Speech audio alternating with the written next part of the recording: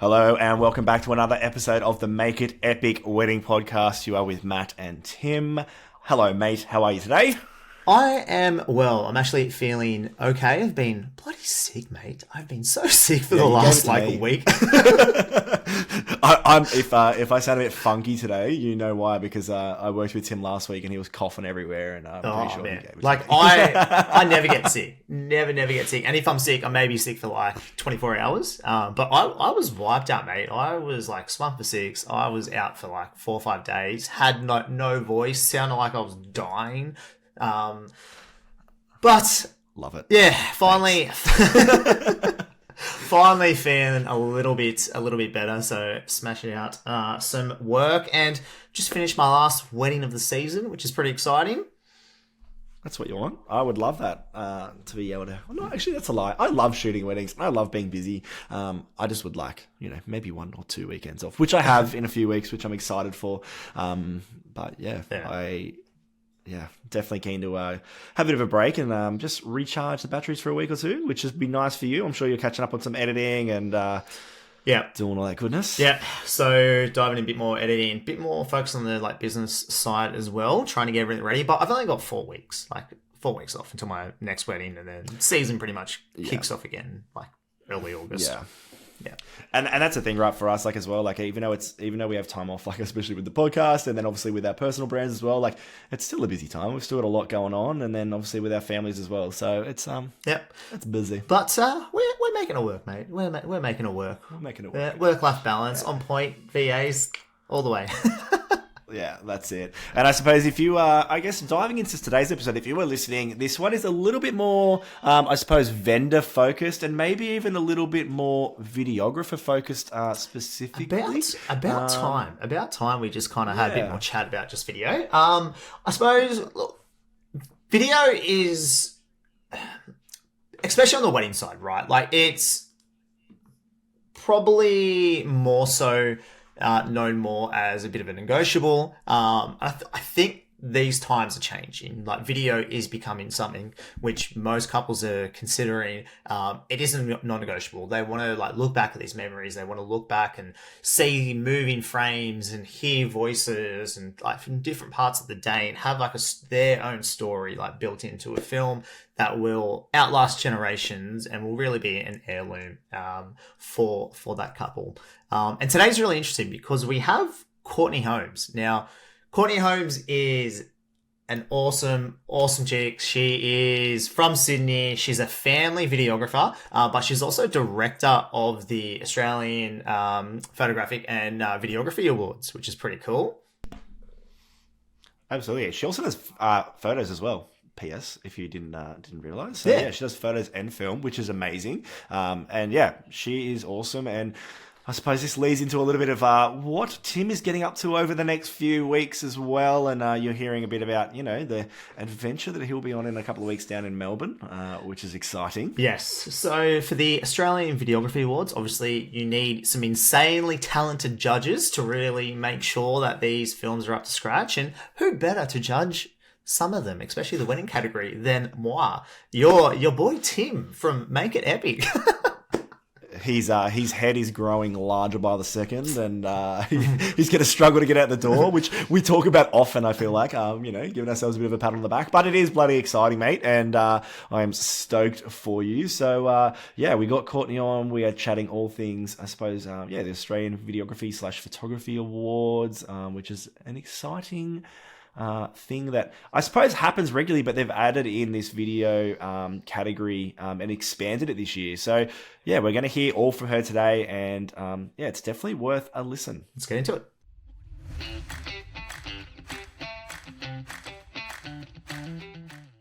Hello, Courtney. Welcome to the Make It Epic Wedding Podcast. It's finally good to meet you.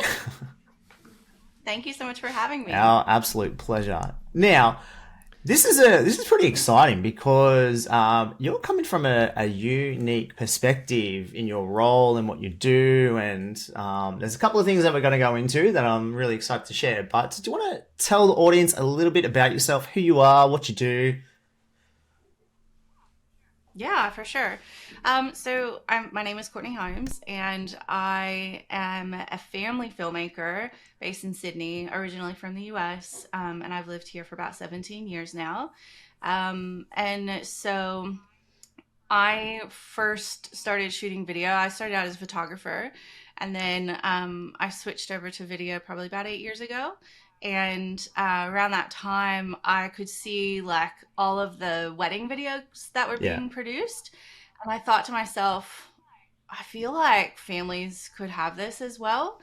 This is something that I think, as a photographer, I know that my camera has the capabilities of doing it. I was on the Canon Mark III at the time, and so I just decided to give it a try. I switched over to video and I started shooting my kids, and then fell in love with that, put that to music, cried a whole lot, just then felt really passionate about giving that to other people. And then that sort of propelled my business in the way that it went forward, which is now more of a focus on family films and photography as well. I usually shoot photos Yeah. and video. That's really interesting during the because so you started with photo and then moved over to video. Like mostly it's the Yeah. I feel like it's a bit of the opposite as well sometimes. I think it can be for sure. I think a lot of people might come into it shooting video first and then switching to photos. But yeah, but for me, I had always shot photos in a documentary Yeah. style. So it was really pretty seamless. It was honestly just a matter of switching over to video. I mean, obviously, like the settings and the editing, that was huge. And it opens up a That was a whole huge new part. world of opportunity. Yeah. You're missing out. I make Yeah. whenever we do this stuff, like Tim's like, hey, I'll set the camera up for you, and then you like, I'll just like you hold it, and like you can do that like from there. Even on the podcast when we record ourselves, there was a good amount of time where I was like definitely recording like everything wrong on my camera because I was just like, I don't know what I'm doing, and just clicking buttons and pressing it. And Tim's like, no, your like shutter speed needs to be half of what you are currently doing. I'm like, oh, that's weird. Doesn't it go blurry? Yeah, for those that don't know, there's maybe a little bit more work in video than photo, but But nothing to say that's why against photos still superior, so it's fine. Okay.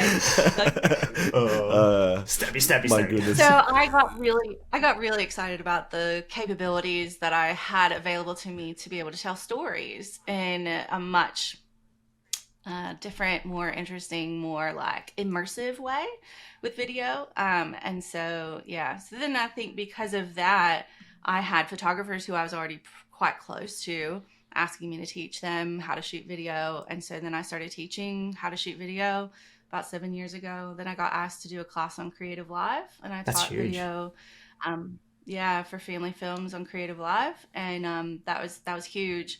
And then I was at the same time running online workshops, and then that grew into a membership. So now I've got a membership of around 300 or so members who learn filmmaking for not just families, but definitely like that's our focus.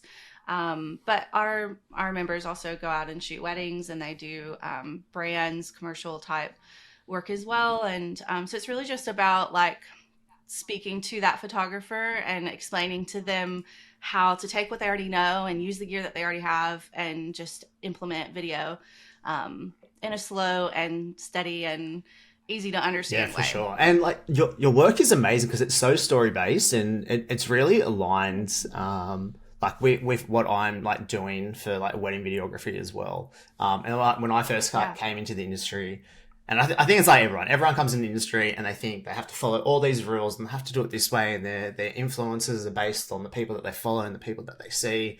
And I quickly learned that that's not what I wanted to do. And like for me, I wanted to have like longevity in my business, and I also wanted to make sure that I create stories that are so reflective of the people that I'm like capturing. And I feel like we're doing something pretty similar, but in different niches. Absolutely. That's why I picked you. When I came across your work, I was like, I can see so many like similarities in the way that he captures these weddings, and he really tells stories, and it's really about the couple. So yeah, Yeah, absolutely. for sure. Yep. So if you have not checked out Courtney's films before, family films, pretty epic. Go check it out. Where's the best place that we can find you and have a look at some of these films, Courtney? Probably courtneyholmes.com.au, and then I'm on Instagram, Courtney Holmes Films and Photos. Yeah, I think I haven't updated my website with the newest films, but on Instagram you'll see the Well, latest ones. I'm on your website at the moment, and your website is sick. I'm like, Oh, thanks. yeah, I froth on it, and like just even your branding is so on point. I'm rebranding at the moment, so Thanks. I'm frothing on it. It's mad. So anyway, That's I can hear Tim compliment. typing in the background. I was like, do I mute it? Yeah, it's good, isn't it? It's I've just been like I went silent for a little bit there because I was just scrolling endlessly because I was like, this is mad. Aw, We are pretty big on our branding. I think like branding's a big Yeah. focus. Like it's one piece of the cog in our business. And I think we just like to portray ourselves in a way that represents us and allows us to like book those ideal couples and connect with our like ideal vendors. But yeah, this is amazing. Do you find your like with your family films? Because I feel like this is an area that's growing quite quickly. And like coming into like to the wedding space, there's actually a lot of like talk about doing more like adventure type sessions for like video as well. Like engagement sessions have always been big in photo, but not so big for video at all, actually. But now we're coming to a world where people want to have a like quote unquote like adventure session or engagement session that's video focused. Yeah. Sorry. So I was like this. I was the same thing. I was like, "What's he going? Is there an end to this part of this conversation?" No, you're right. You're right, because like I think that there is a real opportunity for videographers to go in and do more of that kind of thing. But I think sometimes, and you are so much more in this than I am, but sometimes I see like the way that wedding films are made, and they're very highly produced, and like maybe it's just a bit of they feel like they need all the gear, when really like there's so much that you can do with just handheld and just follow them around, and like it could just be so epic. But like you don't have to have all the stuff. You can still make something. It's the story is really what is for the most sure. important. I feel like when you really start to get some experience under your belt and you're so accustomed to following these rules, like the 180 shutter rule and everything else, and like using a gimbal and stabilized footage and making sure horizons are straight, you get to a point when you realize like they don't serve you. And for me, I throw all of that out the window. And I do the things that I think will tell a better story. Like I haven't used a gimbal for 2 years. And like I'm booking high-end weddings. I'm working with some absolute legends, and my horizons aren't straight, and I don't care because I put our preface on the story first, and the story always. Absolutely. Always. That's really what pulls people in. That's what gets them emotional. That's what makes them tear up when they're watching it back. Like, I mean, it doesn't have to be perfect. And I think sometimes it's even more authentic when it's not. So like it just feels more like you're there. Even in like a gear point of view, and like, you know, from a photo video point of view, like there is definitely times where like I'm like looking at these videographers and they're like, oh, I wish I was a photographer because I don't have to have like this much gear. And I'm like, but you don't all have to have this much gear.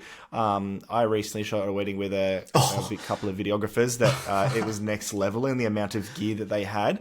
But then like they had so much gear, but then they didn't have their own lights. And I'm like, well, I have my lights, so we'll use mine as a photographer. Like that's fine. You know, so it's an interesting mix. Like, you know, for me when I go and shoot weddings, or, you know, I go and look at people where like, you know, they're like, they've got all this gear, and then I turn up with my, like, I've recently started shooting on one single camera all day, you know, and I'm like, it's so much more freeing. And there's so many more people that are like talking to me being like, you're a professional photographer, you shoot weddings every single day of the year, you know, so pretty much, and you're turning up with one camera, like what the heck? And then I work with guys that have got like 6 cameras out, and they're like, you know, literally holding 2 in each hand, and they're like trying to work out what's going on and trying to do everything all at the same time. And I'm like, that has to be distracting to like not only the couple but everyone else around you. It's uncomfortable. Like I was uncomfortable in some moments where there's that many cameras going along. So I suppose what we've been talking about, it is so true for photo and video, and there are still ways that, like, you know, you can take all of this into like just it's okay not to have all the gear, but Yeah. still having the Yeah. idea around it Yeah. and how to use it properly is probably more key to that. Courtney, so tell us a little bit about the Australian Photographic Prize and the Industry Weekend, because this is actually really exciting. So it's pretty new to Yeah. me as well, because it's obviously it's something down in Melbourne. I actually don't enter too Yeah. many competitions at all. So tell us a little bit about this. Yeah, okay.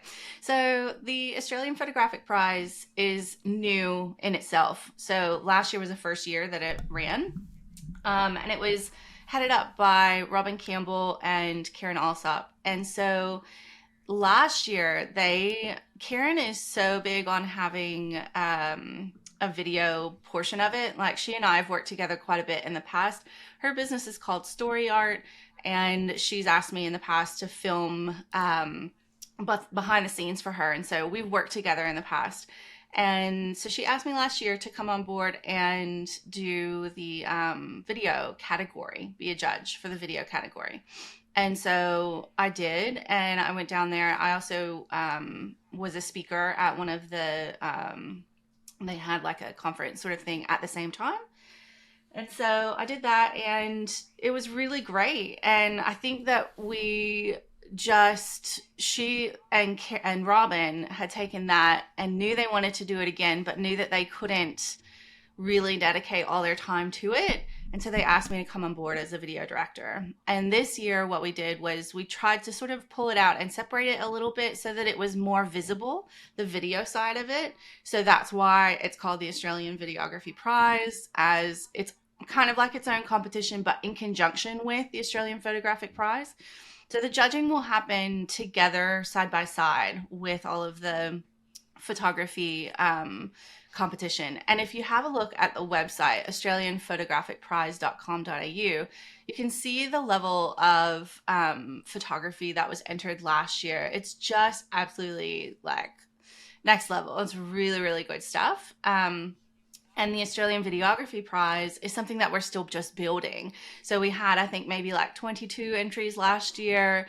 And this year we just want to make it bigger. And look, the whole premise behind it, and look, I'm the same as you, Tim. I'm not the type to enter competitions because I'm kind of like, I don't really want to hear what anyone else thinks about my work. I didn't care what anyone says about my work. Exactly. Like, I'm just like, I do what I do and I'm happy with it. So I don't really care what anyone says. I think that probably goes back to breaking all the rules and you just sort of like, well, but in saying that, I do think that there's something to be said for recognizing the really amazing work that's out there. And for me, as someone who does break a lot of rules, who, I'm not looking at this like incredibly polished, looking for perfect everything. I'm the kind of judge who's looking for story. I'm the kind of judge who's looking for something that really pulls me in, really takes me in with whatever it is that I'm watching. And that's what I base my judging off of. And so I just want to really celebrate all of the amazing storytellers that are out there in Australia, especially. I know that there are so many wedding filmmakers who are telling these amazing stories for their couples. And I just think that that should be recognized. And I think, it can be a really thankless job as a wedding filmmaker. Your clients tell you how much they love it, but it's like, what else sort of is there, so I just think it's nice to have something to recognize those people who are really going above and beyond for their clients. And I don't want this to be the kind of competition where it's like you create something specifically for a competition. I really want this to be like the everyday work. Like this is the work that you're doing for your clients, that you're producing day to day, every Saturday. Like this is what you give, and that's representative of who you are as an artist. I think that should be celebrated. So that's what this is about. 100%. And like, look, wedding filmmaking, wedding photography, like it can be a lonely sport. Yeah. We're spending hours, days, like weeks, really trying to like tell a story, but in our own way, and we're by ourselves. And sometimes we just don't have that influence, or we just don't have that feedback on some of our work and how we can improve. Right. And like, I've been to a couple of like video based, like camps and workshops, and like what's surprising is there's so much insane talent in Australia. Yes. Like, it is crazy how much, like how good Australian filmmakers are. Some Australian photographers, but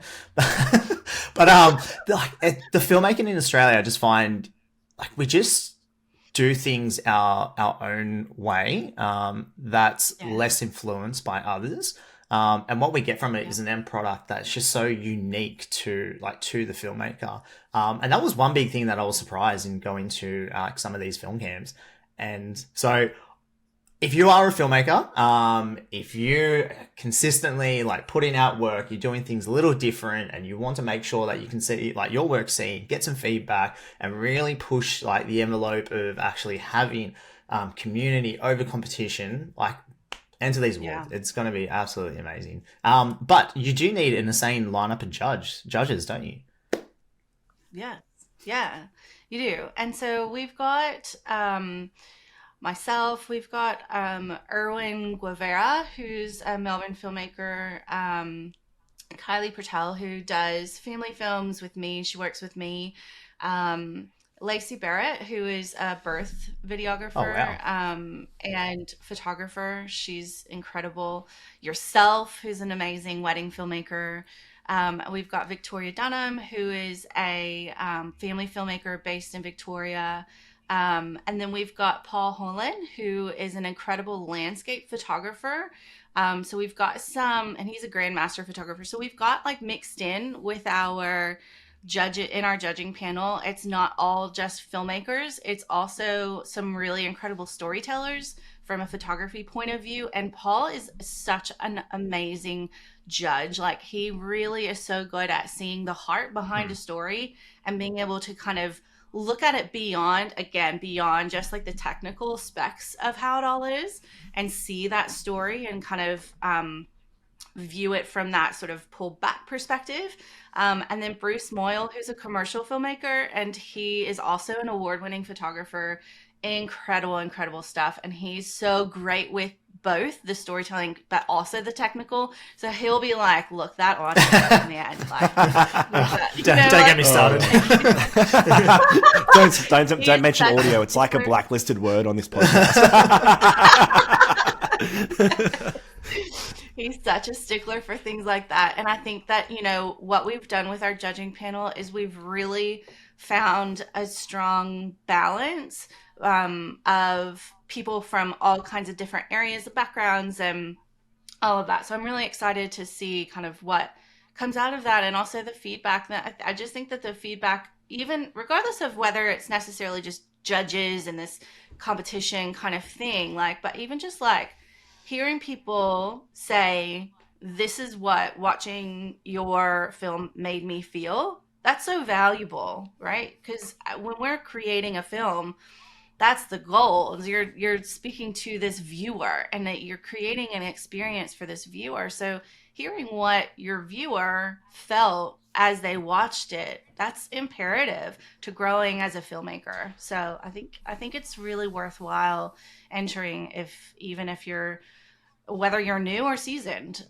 just so much to gain from it. I feel like having feedback in general, from anybody, is always helpful. And especially for us, even in the photo video world for weddings specifically, not everybody replies to your final gallery or your final film. And I know it's terrible, but life is busy for these, for couples and stuff like that. And, they sometimes just forget to reply, or they're so caught up in the moment of looking at everything, they just they thought they replied, or they posted photos, and we know the way they love them, but they don't always give us physical feedback. And I suppose something that I've started implementing recently, and so has Tim, is asking couples to, if they're okay with it, and potentially film their reaction when, for me, when they get sneak peeks. Because for my sneak peeks, like that's the moment where they're probably going to get the best reaction because they're getting them the next day and they're excited by them and it's all just happened.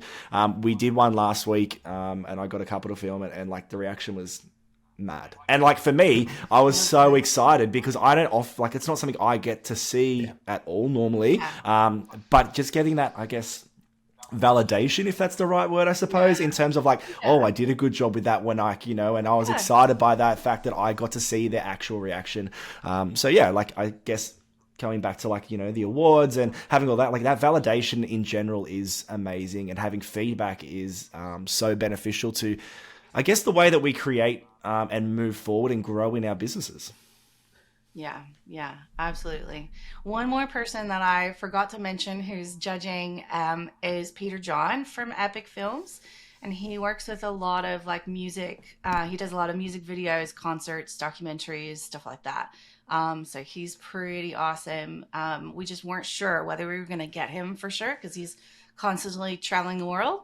But yeah, he'll be there too. So he's pretty amazing to have on board. How good. So yeah, even things like music videos, like I feel like I would like try and get some of my like inspiration and influence as well from like not just wedding films. Like I try not to watch too many wedding films, but I think I try and get influence from different areas, whether that's like music videos or film itself. But like going back to what Matt was saying, we actually shot this wedding together last week, and like funny story, it was epic. It was so good.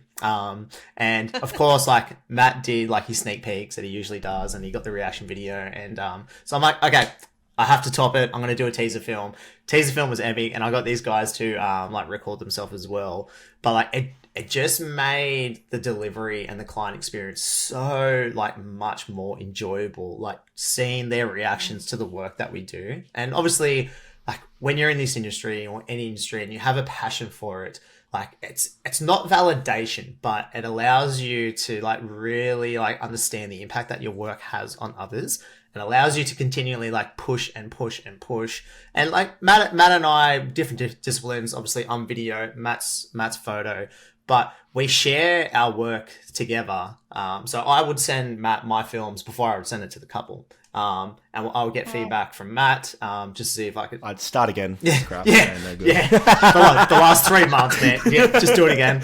And like Matt's the same with his photos, and like we have that network, we have that relationship, and like we have pushed each other. And I think for a lot of others, like it's unfortunate that you may not have that person, like whether it's in family, creative, music, whatever.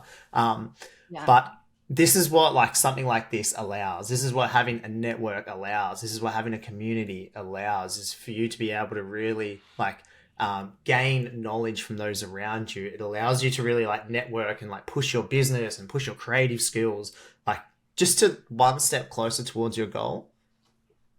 Yes. Does I have a question? Does each entrant that's the wrong word. Each entry have a like get feedback from like in terms of like their video or their like what they're producing? Yeah, so they'll get a score and then they'll get a little bit of feedback. Depending on how many entries we get, we may do the judging online, we might do it in person. The goal is to do it in person in Melbourne. But the variation in terms of the feedback is that they'll get like a couple of words from a judge, and depending on how like if we don't have a lot of entries, then they might be able to get more feedback. If there's it just depends on it's a timing thing, but they will each one will get a certain amount of feedback, and then also their score to just sort of see where they sit. And you can get all of the information about what they'll get if you go to AustralianPhotographic.com.au, and then I think at the end, videography /videography. We'll put the link. We'll put the links in the show notes. Great. Okay, great. So the rules are there, and that tells you everything. And so in terms of like what we're accepting, there's films that the entries need to be longer than 60 seconds, but no longer than 10 minutes. Again, that's a timing thing, but initially, like last year, I think we only allowed like 1 or 2 minute films, and that was hard. Like that was hard in terms of entries. So we really wanted to take away that barrier, especially for wedding filmmakers. Nobody wants to go and like make a shorter cut. Also, I know for me as a storyteller, I'm like, minute is not long enough. Like, give me longer than that.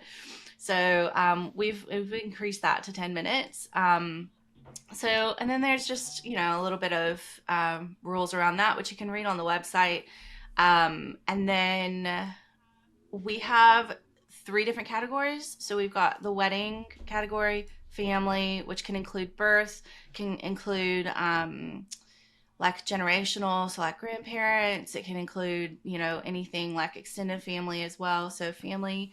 And then we have a creative category as well, which is sort of anything goes kind of thing. So, and then we've got the videographer of the year. So, and then each of our sponsors, just for the wedding category, the sponsor is Adobe, and you get a 12-month Creative Cloud membership. For family, it's the Filming Life, which is my membership. You get a full year of membership to that. And then for for the creative category, the prize is a music bed subscription, which is kind of like anybody who's making films. That will be all the wedding filmmakers. Yeah, will be like, yeah, I want that one. That's what I want. And like you said, like you're probably right. So many people might be switching over. So anyway, and then videographer of the year is $1,000 worth of Zoom audio products. So not like Zoom, like the software that we use to talk to each other. Yeah. Zoom, like yeah, amazing. Pretty much. So question: Can judges enter the competition or? Judges can enter, and what happens for judges if they enter, then they step away during the judging. If there's usually what happens is we keep an eye on what's coming up, and you don't step away just when your film comes up, so that everybody knows that it's yours. I don't know if I could do that. I don't know. I'd probably win. No, I'm just joking. I couldn't. Yeah. So the that's a bit of it. Like that's how it'll work. I'm excited to see how many entries there. Honestly, like it's just right now we've got a low amount of entries, and what they say is that most of the time the entries happen in like the last week. Like 80% of the entries come in the last week. So just there's time right now to enter. The biggest thing really, if you're sitting there thinking, oh, what should I enter, or my work's not good enough. First of all, just don't even think that, because your work is good enough to enter 100%. The deadline is the 3rd of July at 5:00 to enter. And so all you really need to do is just take your film, take your logo off of it, and pop it in there. Like, just don't be afraid. Don't let feeling like it has to be perfect stop you from putting your work out 100%. There. Yeah, amazing. Yeah. Well, Courtney, this has been great, and I think we got a couple of questions we'd like to ask you, and it's a bit of a quick fire Q&A. So the first thing that comes to your mind, all right, what's your favorite movie? Oh, The Greatest Showman. I just watched it last night. My daughters absolutely love that. No, good choice. Favorite food.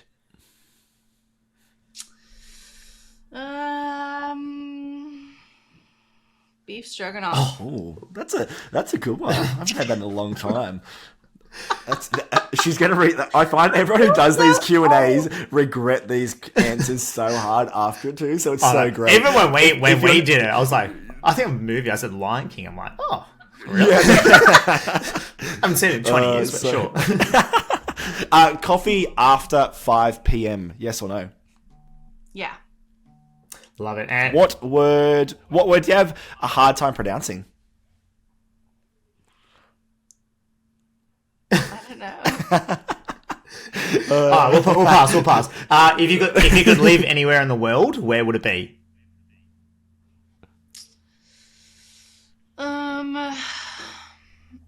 Definitely not Melbourne. Definitely not Melbourne. I really like it here.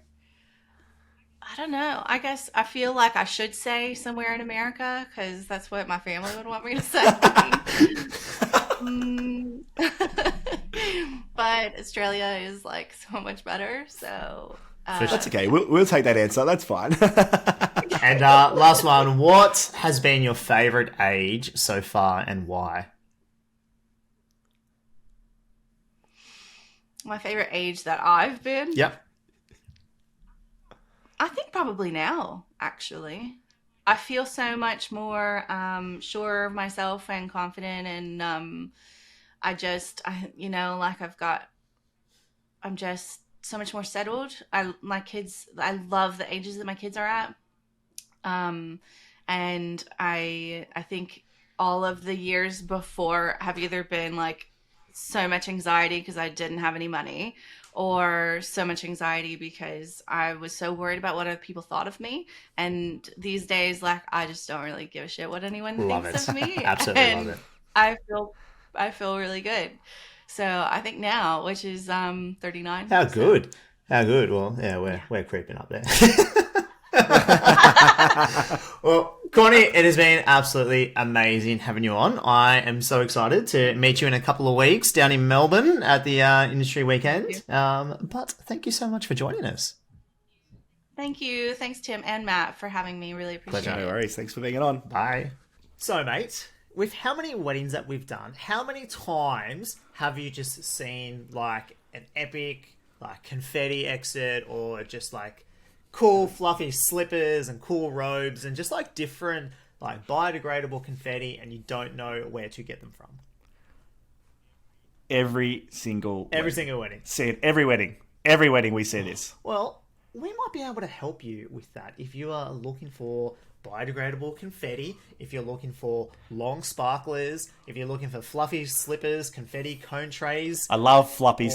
slippers. Give me some floppy slippers. and all the things like that can help you on your wedding day, just to like elevate that experience a little bit, and just make it easy to get a lot of these things from one place, right? And it's hard to find somewhere that's just, easy to purchase online, get it sent to you, don't have to think about anywhere else, don't have to search anywhere else. You can just listen to this, take a special code, get 15% off, and then boom, these products arrive at your door. What a dream. How good. So if that sounds like something for you, The Whole Bride is definitely a place you should be checking out. And we have a special promo code for you guys. It is EPIC15. If you go to the show notes, you click that link and then chuck it into your shopping cart at the end, you will receive 15% off just from us, from the Make It Epic Wedding podcast, which is a just little treat for you guys listening. 15% off. Got to love that.